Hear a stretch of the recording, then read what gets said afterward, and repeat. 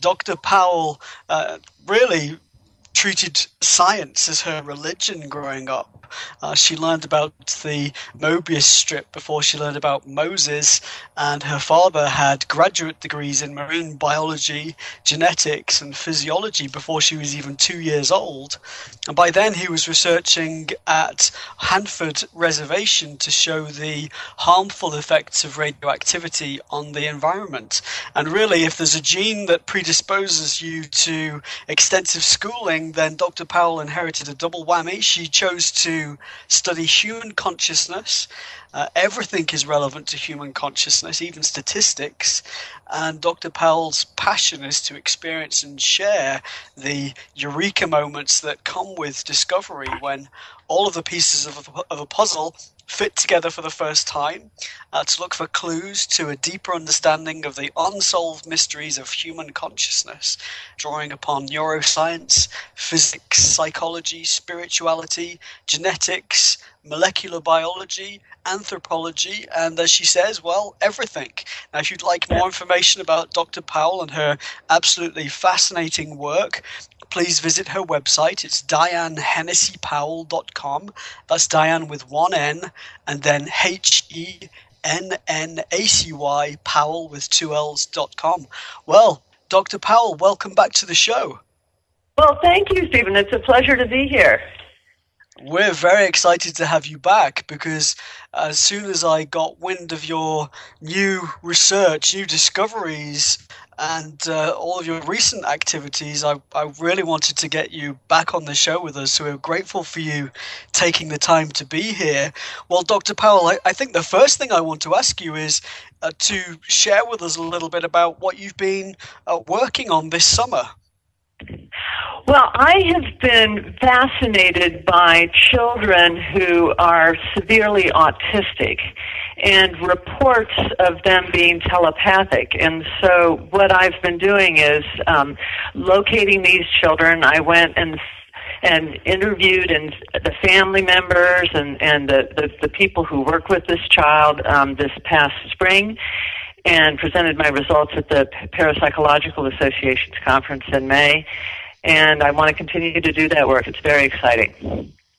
Wonderful. Well, can you tell us a little bit about this child, Dr. Powell?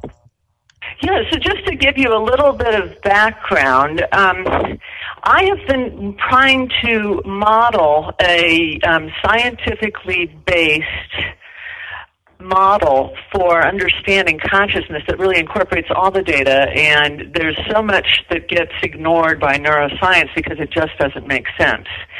And one of the things that I realized early on was that telepathy would be something that would be one of the easiest things to demonstrate visually. If you think about it, you have two people in separate areas and you just show one person one thing, and then you have the other person, type out or write whatever it is that they're perceiving.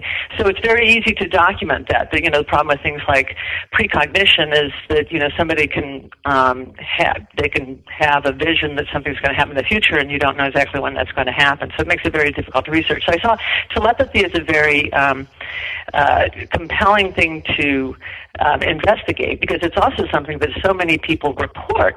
And I wondered, well, it could be something that's really innately human. It's something that science fiction authors have proposed might be something that Neanderthals had, prior to language. It's something that they also talk about as, other worlds, that in the future, that we may run into, other beings that have these abilities. And so in telepathy is something that's been reported across the world, over time. And so I thought this is a really interesting thing to investigate. And it would fit in with my model, because my model, as you mentioned, I've studied many sciences. And my model is, I'm using my background in physics. I have a brother who's a physicist. And I recently joined a think tank where there's a cosmologist and three physicists, and I'm the only one who's not technically a physicist who's part of it. But what we're trying to do is create a model. So this child is not only someone who could potentially prove telepathy, but also help us to create a better model for understanding. Because let me explain what she can do. She, first was working with these therapists in her home. She was 9 years old when I first heard about her. And the therapists were working with her to try to teach her language, and just to tell the audience who don't know much about autism, a severely autistic child really struggles with language. This girl, at most, has about a 16-month-old's capacity to speak. So you can, if you watch the video, I have an Indiegogo campaign that I've just launched, and there's some video on there where people can actually see her in action, and you'll hear her in the second video when you look at that. You don't have me speaking over the video, and you can actually hear her, just this little voice that's actually saying the letters and the numbers as she's selecting them. And but that's about all she can do, because otherwise she's very delayed in speech. And so these therapists were working with her to try to teach her basic language skills, and she also doesn't know how to do basic math. And while they were working with her, they started to discover that she knew the answers to things that they thought, wow, that's amazing. She can do this math problem. And so they kept making the math problems harder and harder. And then what they discovered was, and they were thinking that she was a mathematical savant, because there's certainly lots of cases reported of that sort of thing, where you have a child who can barely do anything, but they have this just amazing gift. So that's how she was being thought of. And then what happened was that the therapist who was working with her one day, and had to use a calculator because the equations, the math was so extensive using large digits. When the calculator switched displays from normal number notation, and she was saying, okay, what's the answer? The girl actually typed out what was on the display, which had changed to logarithmic. So in other words, that's, something, you're doing it to the base, so something, what is this number to the base, base 2 or base 10 or whatever. So whatever notation was on the calculator, that's how she typed it out. And that made this therapist go, how did you do that? It made her, it just was so obvious that, that because the calculator wasn't within the girl's sight. And the girl typed back. She has this, she can communicate by typing onto this little tablet device. And she typed back, I see the numbers, the numerators and denominators in your head. And so after that point, the couple of therapists who work with her have been continuing to, explore, whether or not, she's telepathic. And what's fascinating is that the second therapist who's been working with her independently started to suspect it, because she would make mistakes and the girl would copy her exact mistakes. And then she also asked the child she said to her, how do you say I love you in German? Because she was thinking of things that she would know that this child wouldn't know, and then the girl types it out exactly in German, and it's something she'd never been exposed to. So there was all of this evidence which made me think, okay, I had heard this, and I'd heard it from reputable people. This child's family, or they're a very solid family. They live in America, and the father's a doctor, and he wants to understand what's going on with his daughter. They don't want to be famous, they don't want money, they just saw that this was something important. And they looked me up and came to me, and I went out in the spring and was there for 3 days to film experiments. How interesting. Absolutely fascinating. I want to just clarify with you, Dr. Powell. She is sensing telepathically what another person or what the therapist is focusing upon or thinking upon. It's not right. That she's sensing it from a device. She's sensing it from that person's consciousness. Is that right? Yes, that's exactly right. So to give you some examples of what she's been able to demonstrate, now, and once again, there's what she's demonstrated for me, and then what she demonstrated for other people. And so to tell you what she has demonstrated for other people is this process of somebody just thinking something, and they say that she types out the words exactly. when she looks at a picture, and this is something I actually I did experiments to try to figure out what is going on, and so when I went there to film, I would give the therapist a picture for her to look at on her side of this divider between the two of them, and I told her that I wanted her to not only show the picture to the camera so that that would be documented, but I wanted her to also write out the thoughts that she had when looking at that picture, because you could think a lot of different things looking at a picture, and I wanted to know, is Haley's response, that's the child's, that's the name that she goes by, is her response going to be one in which she's getting a visual image, and therefore she's going to describe, something about that image, or is it going to be the exact wording of the therapist? And it was always the exact wording of the therapist during my experiments. And she's also been tested on, for example, I took a random number generator, and I created these numbers that were several digits long, and then used those numbers to create equations, because one of the things about working with these children is that they get bored, and if what you're doing is asking them to do too simple of a task, they get frustrated. They feel insulted.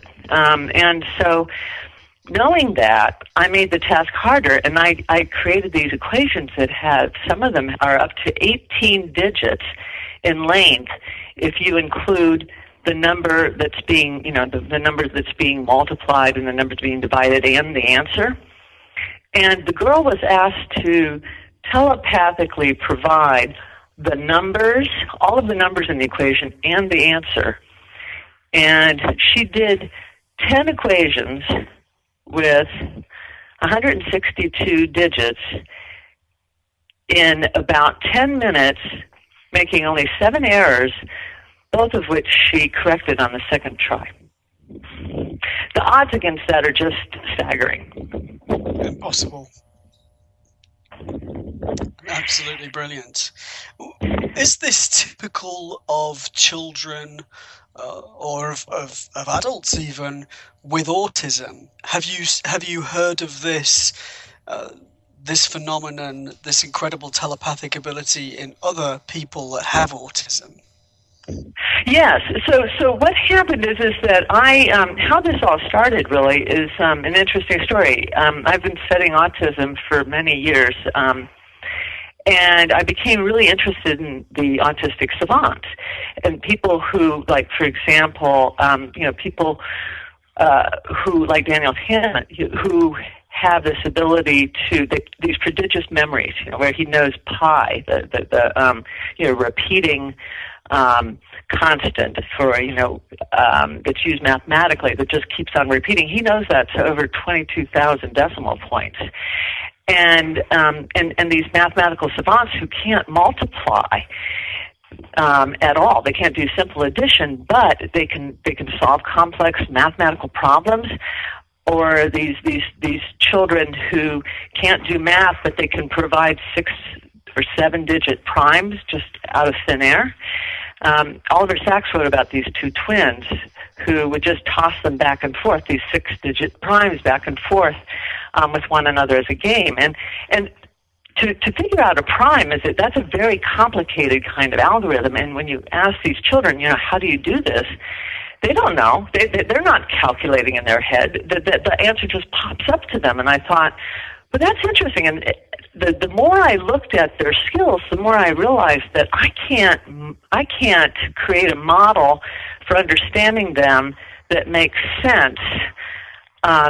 It really by just looking at it being purely that they've got phenomenal memories, which we know they do oftentimes, that they've got amazing pattern recognition skills, but things like not being able to do math and pull prime numbers out of thin air just seemed a little bit, just seemed a little bit different. And so I thought, that's a lot like what people who are psychics say, that the answers come to them. It's not one of those things where they're trying to derive it with their analytical brain. Instead, it just comes to them. Some people get it auditorily, some people get it visually. And I suspect with these children who are autistic, who have these abilities, that some of them it may be visual, some of them may be auditory. We don't really know. That's the kind of thing that I want to continue to explore, is how is she receiving the message. But anyway, so I became interested in these savants, and then I started thinking, this is a lot like psi. And when I went to go and evaluate some of these, I started hearing reports from the parents that they were telepathic. That was the thing that was reported to me the most frequently.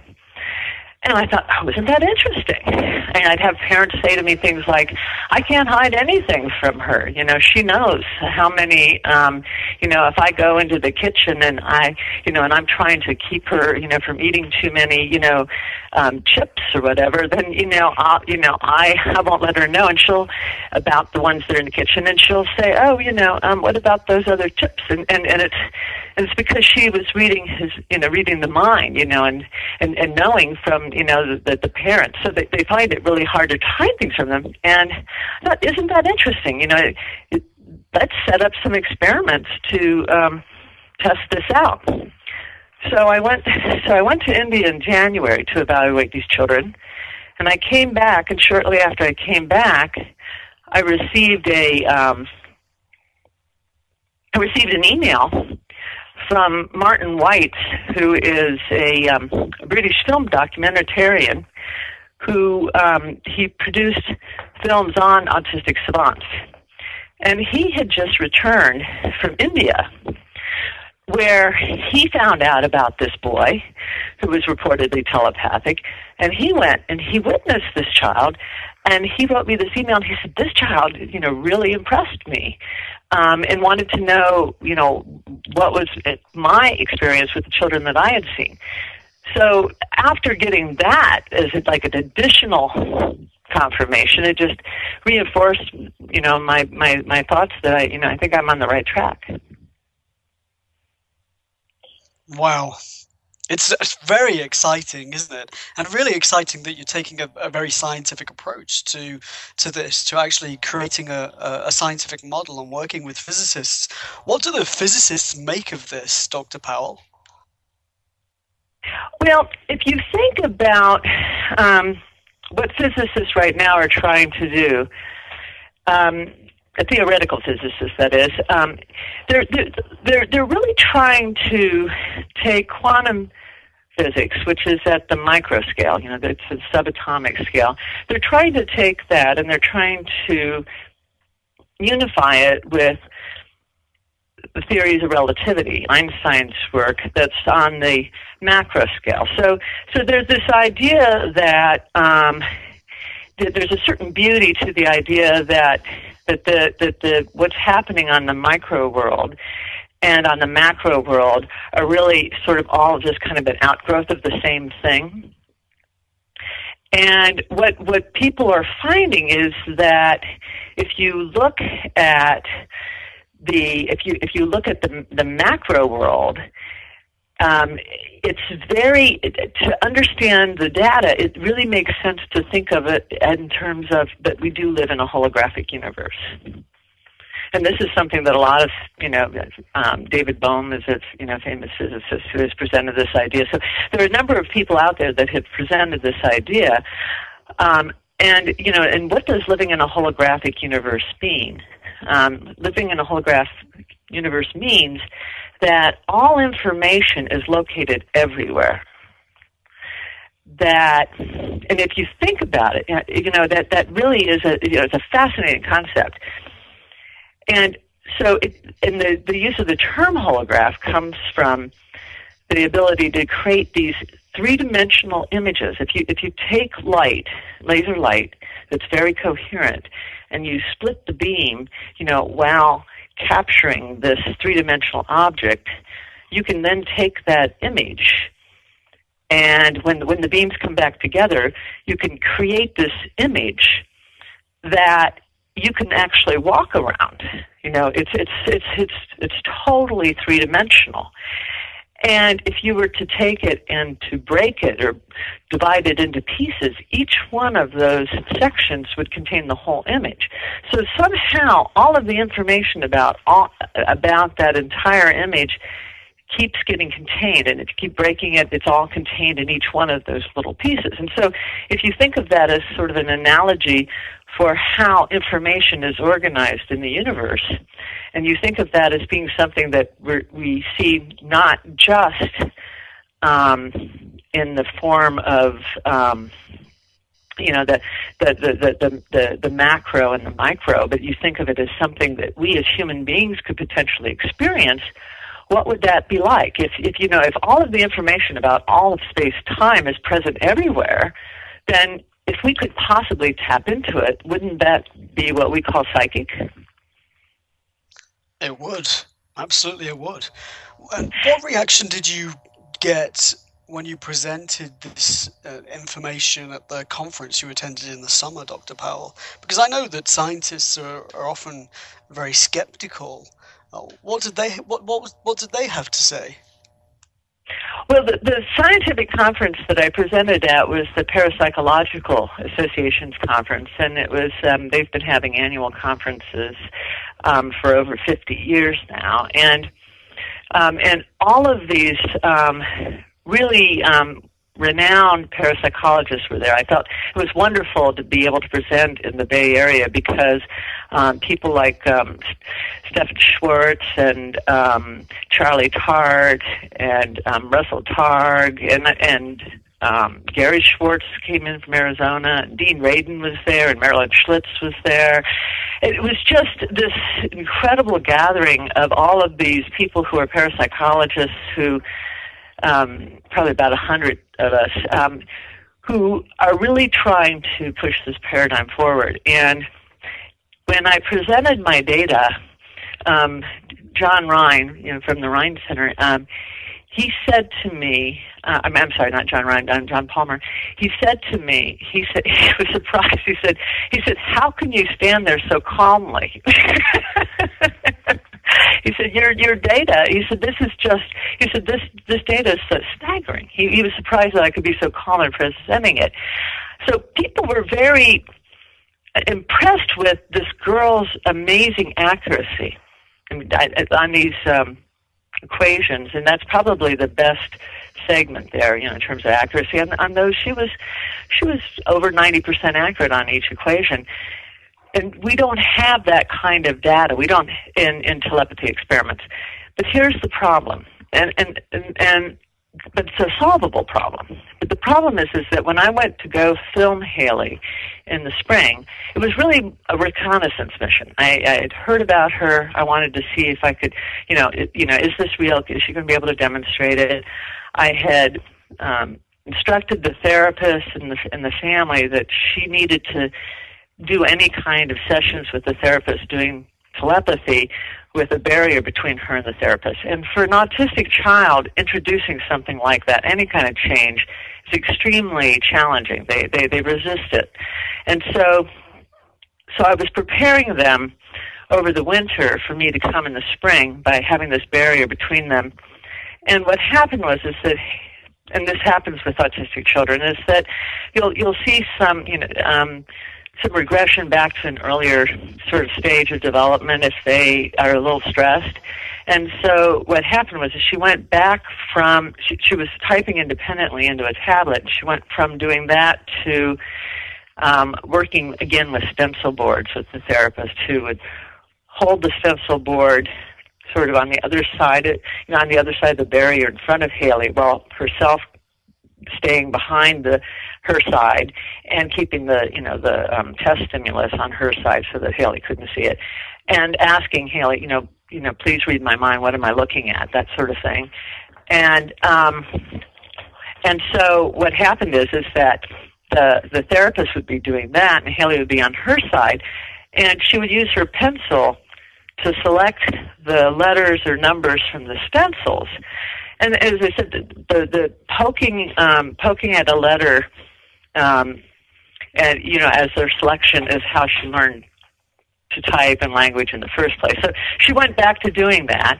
I have every reason to believe she could go back to typing independently. But one of the problems is because you have someone holding a stencil, skeptics, that they've already, said that, skeptics are very wary of, is the therapist giving cues to the child by how they're holding the stencil. And the reality is that if you listen to the stories of the family about what they've observed with this child, and you actually look at, I have hours of footage. I have 6 hours of footage.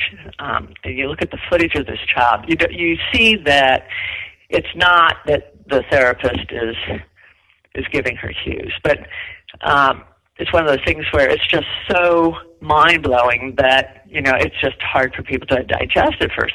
So I need to go back and be able to film her again with, a complete partition between her and the therapist, and really demonstrate that she can do this and that she can type independently. And then that'll do it. That'll solve whatever kinds of concerns people might have. And what is it that's different about an autistic person that enables them to sense so clearly? Or do we even know yet what it is that enables them to do this? Well, one of the reasons I thought that autistic children would be able to do this is it's basically more than just the fact that the autistic savants have skills that are very similar to psi.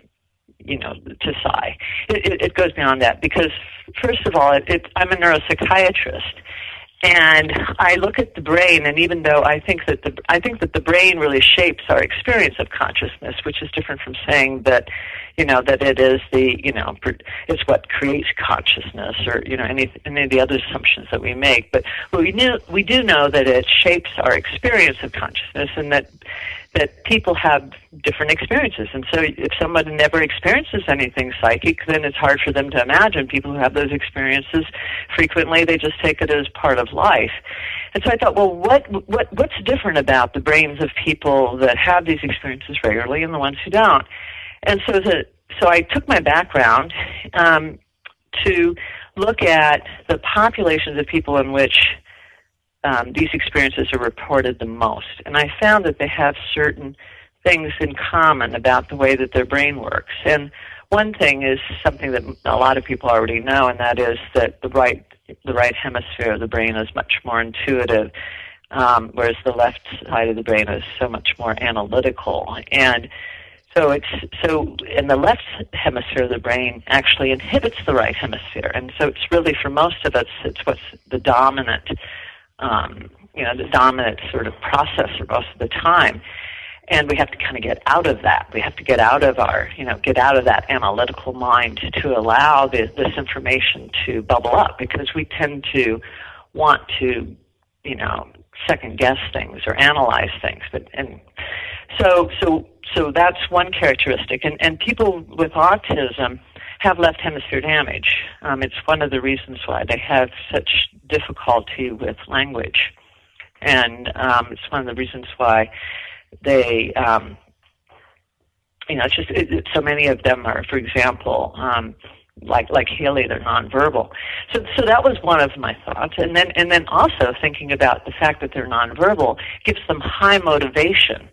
If they're in a situation where they're totally dependent upon another person who does really care for them, then if there is some other way in which you can try to transmit thoughts or pick up other people's thoughts, that would be a circumstance in which it would bring it out, especially with someone's primary caregiver.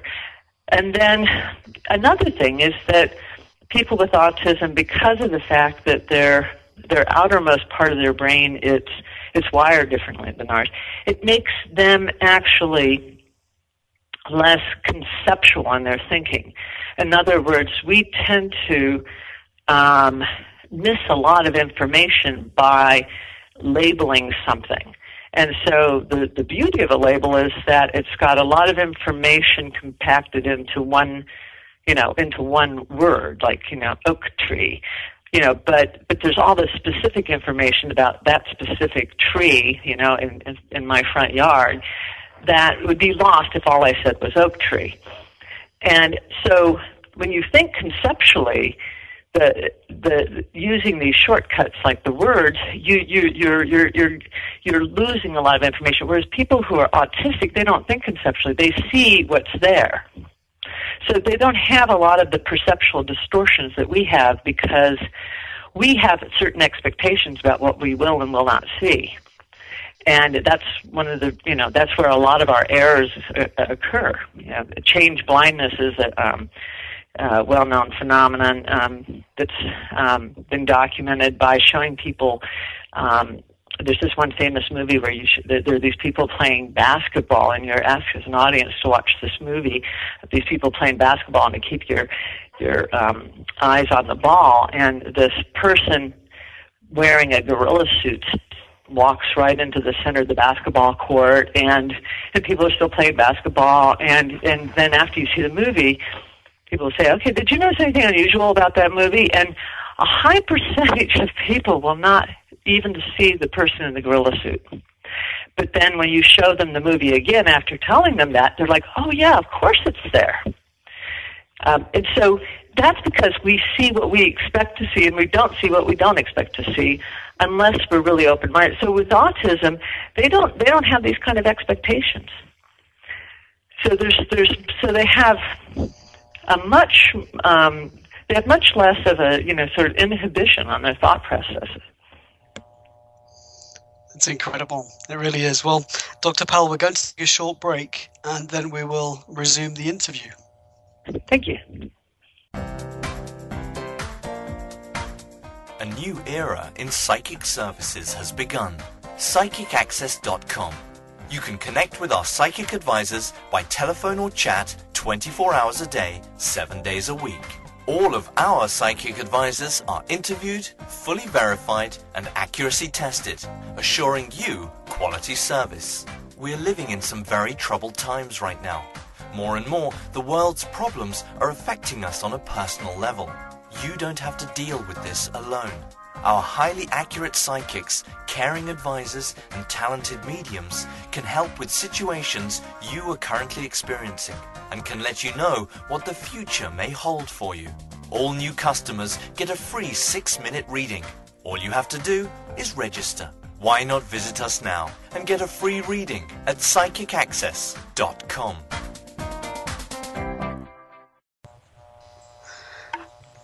And so I read your first book, Dr. Powell, the ESP Enigma. It's one of my favorites because it's just packed with evidence of extrasensory perception. I've got a hard copy all highlighted with stickers, and I go back through it regularly. Are you planning to write a book about these new discoveries? Absolutely. Yeah, I've already been working on an outline for the next book. But what I want to do before I finish that book is I want to go back and do some more research. I know of not only this child, but I know of at least 3 other children who are in India. So I'm and other places, and so I'm thinking of going back to film them under experimental conditions as well, because it makes it a much more powerful case to show that it's not just this one child. And I'm thrilled that I have a child who demonstrates it with 2 different people, which gives me lots of options. So another experiment that I want to go back and do is to have Haley have one therapist with her and then the other therapist in another room, and so see if she can read the therapist in the other room's mind. And then it'd be interesting to see if there's a distance effect. And there's all kinds of interesting, and if she can go back and forth and read both therapists' minds, and see what kind of variables create errors, and which variables actually give stronger answers. And so I want to go back, do those experiments and do it on at least 3 or 4 children, and write all of that up as a pretty comprehensive study. And but I need people's help to do that, because I'm talking about a very ambitious plan here. I'm sure you'll do it. Knowing you, I'm sure you'll do it. I want to ask, if anyone can do it, you can. I know you will. But I want to ask you as well, this particular piece of research with Haley is very focused on telepathy, and we know from other examples that you mentioned and other information in the public domain about autism that there can be other exceptional abilities like an incredible memory and just astounding mathematical ability, etc. Have you heard of any evidence, or do you think it may be possible that autistic children or autistic adults may also have precognitive ability? Oh, absolutely. Absolutely. That's one of the things. That's another thing. I think that after telepathy, precognition is probably the most commonly reported by these children. There's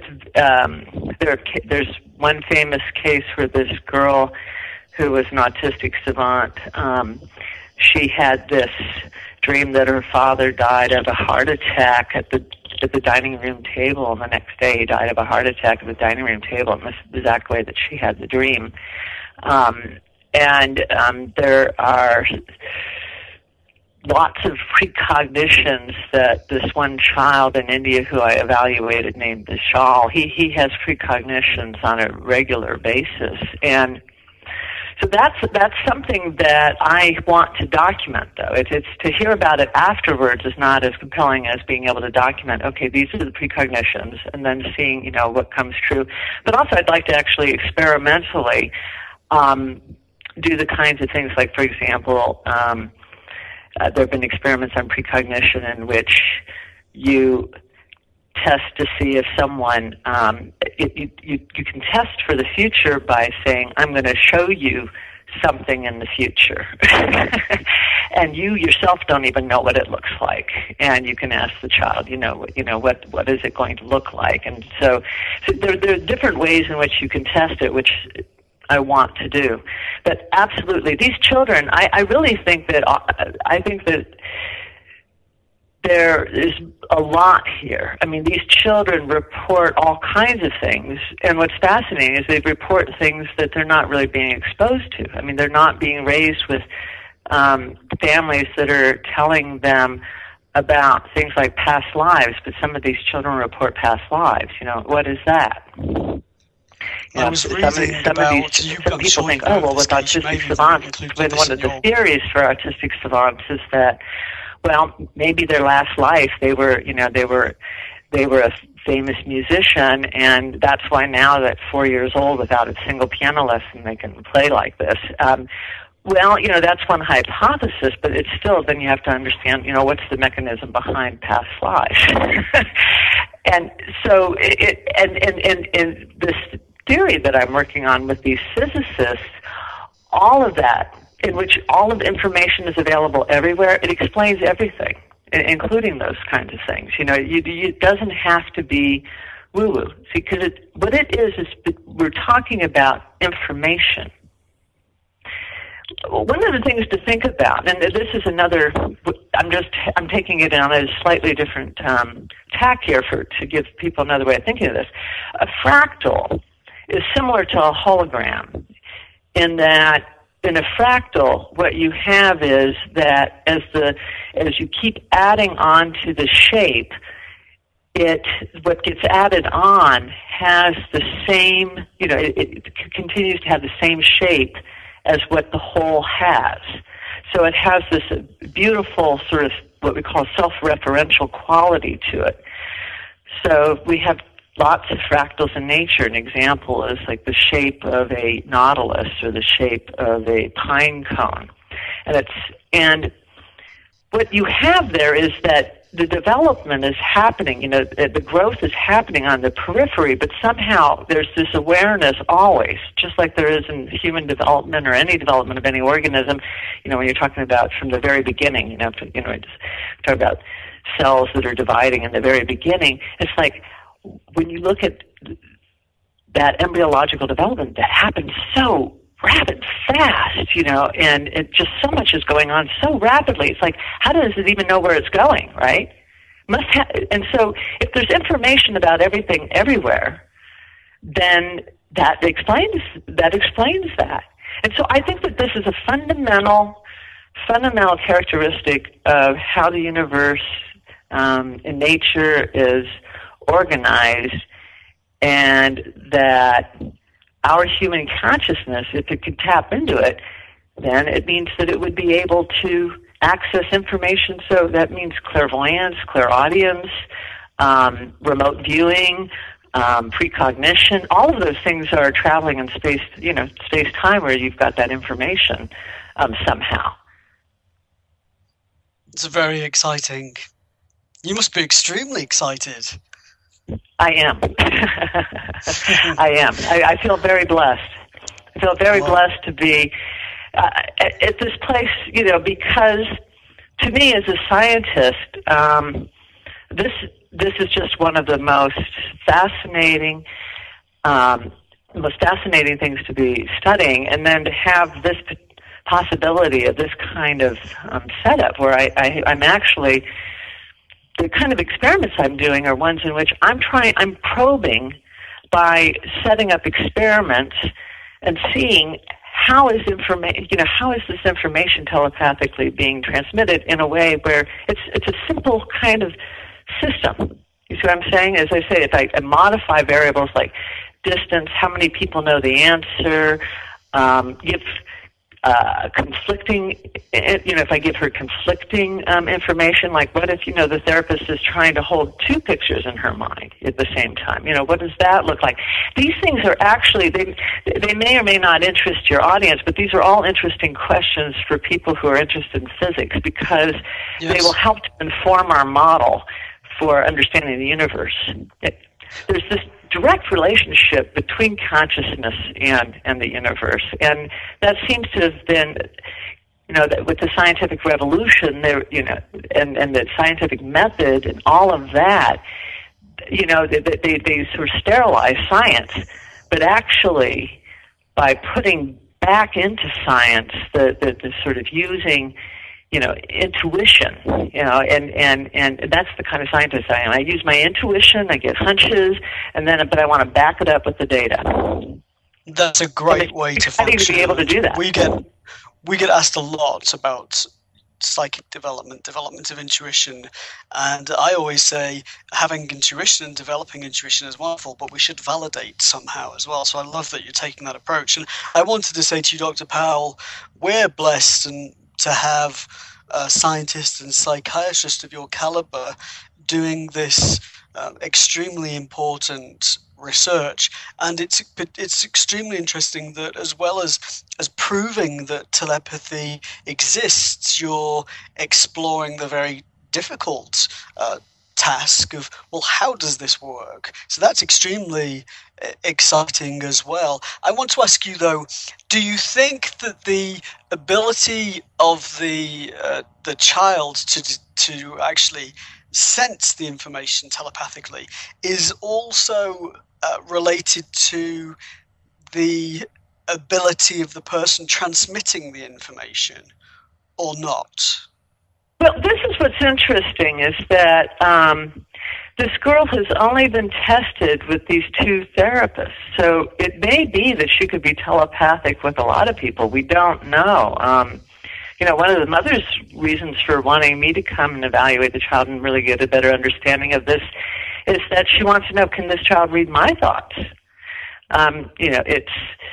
It's really, when you have a child that is autistic, I mean, you don't, any parent, it may not always have the most pleasant thoughts, and so, for her, she's just, that was when she first thought, oh my gosh, my child might be reading my thoughts, is this possible?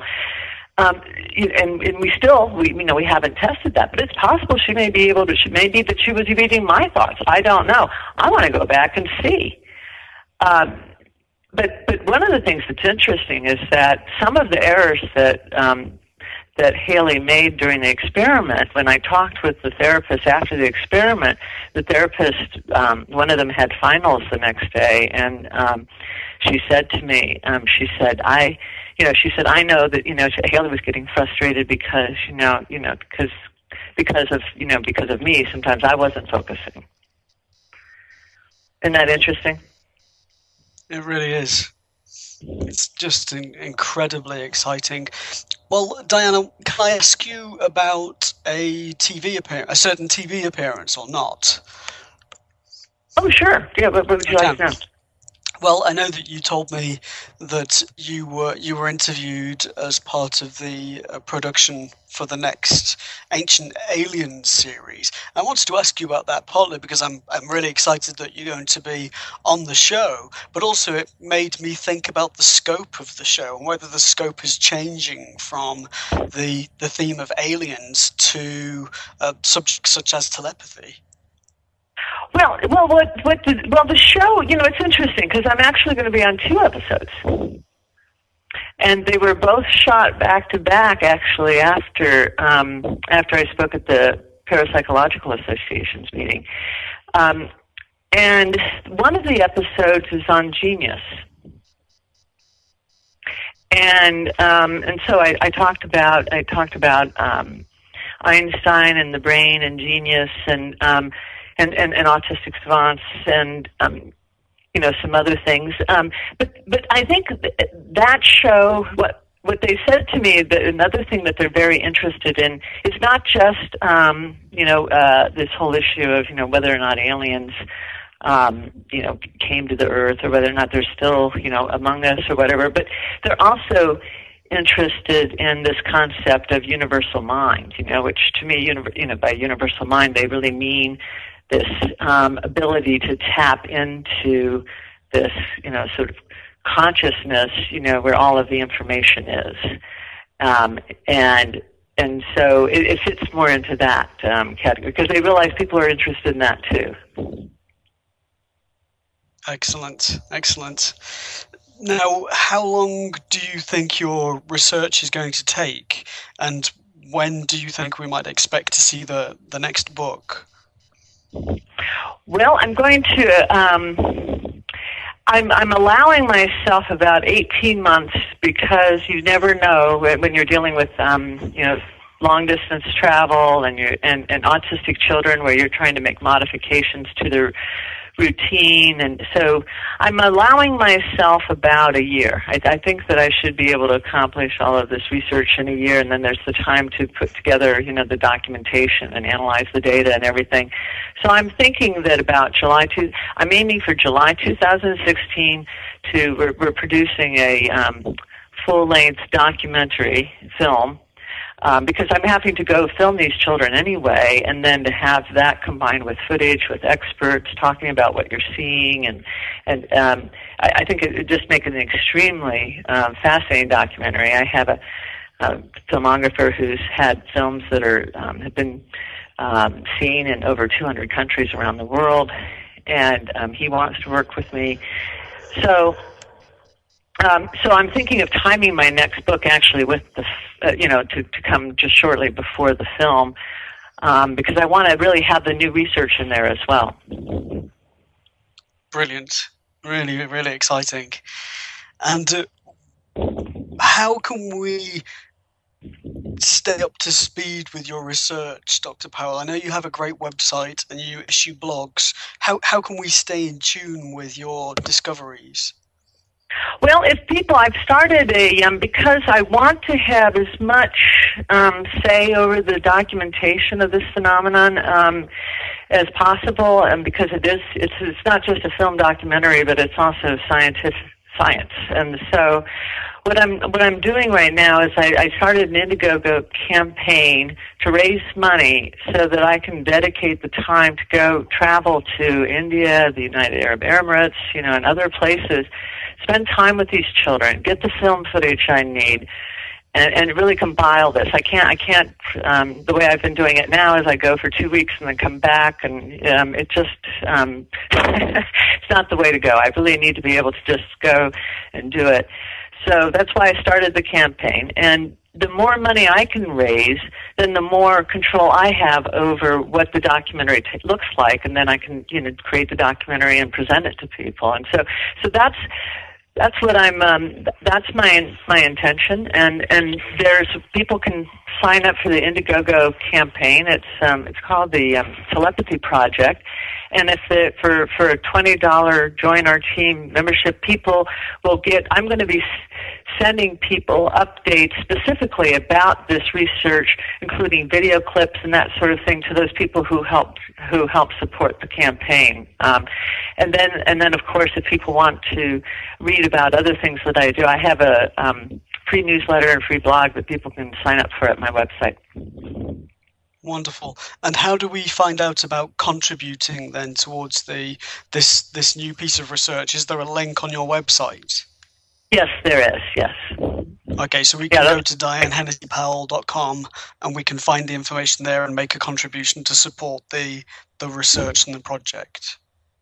Yes, that would be lovely. Fantastic. Well, that's really exciting. Really, really exciting. Well, I know you're up to your eyeballs in this project. Where do you think it will lead?